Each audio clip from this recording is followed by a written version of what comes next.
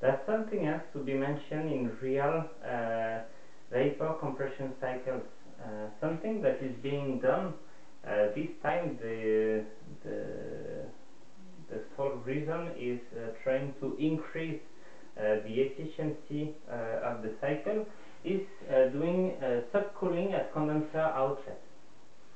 So up to now we have considered that the outlet of the condenser is just a saturated liquid.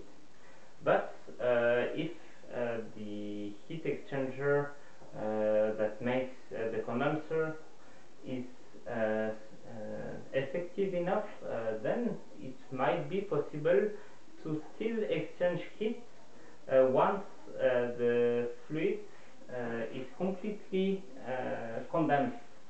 So from point B at the inlet of the condenser at high pressure and high temperature, the working fluid is first cooled down to saturation, which corresponds to the condensation temperature. Then the fluid is completely condensed, but there's still a temperature difference between the condensation temperature and the hot source. So if there's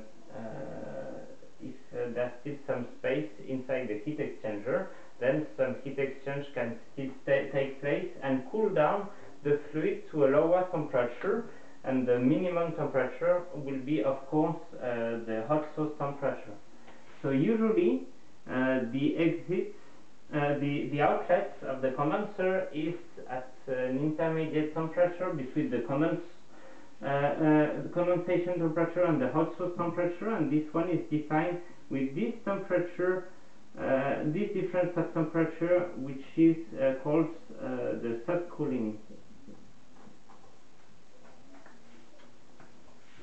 So what we use to define this is a difference of temperature of subcooling.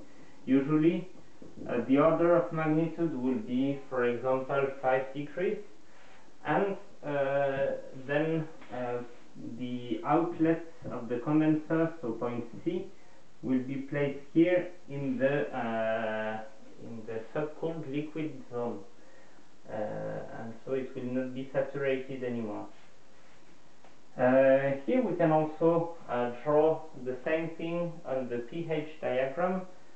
So from point B, that is somewhere there, the working fluid is cooled down to saturation, then condensed, and then it is still possible to cool it down with this difference of temperature of subcooling. And point C will be there, so still at the high pressure, but in the subcooled liquid zone. And in that case, because we increase a little bit the heat exchange in the condenser, and